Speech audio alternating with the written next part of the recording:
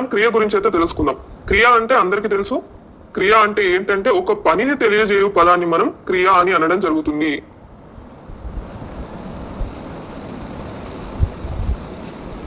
ఒక ఎగ్జాంపుల్ తీసుకున్నట్టయితే శ్రావణి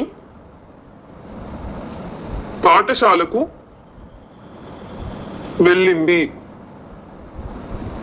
మనం ఈ సెంటెన్స్ తీసుకున్నట్టయితే ఇక్కడ పనిని సూచించే పదం ఏంటి? వెళ్ళింది. కాబట్టి ఈ వెళ్ళింది అనే పదం మనకు పనిని తెలియజేస్తుంది కాబట్టి ఇది క్రియ అనడం జరుగుతుంది. ఇలా పనిని తెలియజే పదాన్ని మనం క్రియ అంటాం. ఇలానే మనం కొన్ని క్రియాపదాలు అయితే చూద్దాం. తిన్నాడు, వెళ్ళాడు, వచ్చాడు, చూశాడు. తిన్నాడు అంటే ఇక్కడ ఒక పని అయిపోయింది అనే ఒక భావాన్ని మనకు ఈ క్రియాపదం తెలియజేస్తుంది. అదే విధంగా వెళ్ళాడు, ఈ పని కూడా అయిపోయిందనే భావాన్ని ప్రకటిస్తుంది. అదే విధంగా వచ్చాడు, చూశాడు. ఇలానే మరికొన్ని పదాలను తీసుకున్నట్టయితే తిని, వెళ్ళి, వచ్చి, చూసి. తిని అంటే ఈ క్రియాపదం మనకు పూర్తి భావాన్ని ప్రకటించట్లేదు. దీనికి ఒక వాక్య రూపం తీసుకున్నట్టయితే అతడు అన్నం తిని. తిని ఆ తర్వాత ఏం చేశాడు? ఈ క్రియాపదం అనేది మనం వాక్యాన్ని పూర్తి చేయట్లేదు మరియు పూర్తి భావాన్ని ప్రకటించట్లేదు. అతడు అన్నం తిని.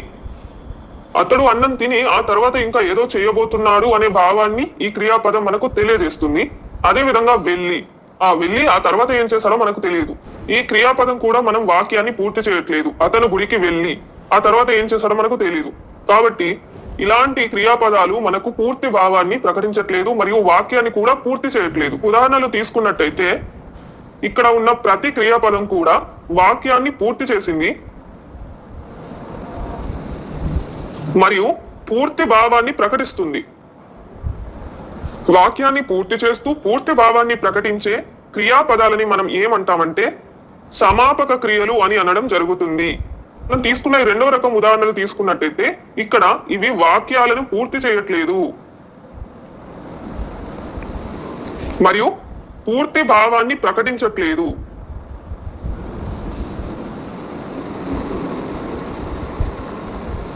ఇలాంటి క్రియాపదాలు మనకు వాక్యాల్ని పూర్తి చేయట్లేదు మరియు పూర్తి భావాన్ని ప్రకటించట్లేదు. కాబట్టి ఇలాంటి క్రియల్ని మనం ఏమంటామంటే అసమాపక క్రియలు అని అనడం జరుగుతుంది. మనకు క్రియల్లో ముఖ్యంగా రెండు రకాల క్రియలు ఉండడం జరుగుతుంది. అవి ఏంటంటే సమాపక క్రియలు, అసమాపక క్రియలు. సమాపక క్రియలు అంటే ఏంటంటే వాక్యాన్ని పూర్తి చేస్తూ పూర్తి భావాన్ని ప్రకటించే క్రియాపదాలు ఏవైతే ఉంటాయో అవి సమాపక క్రియలు అవుతాయి.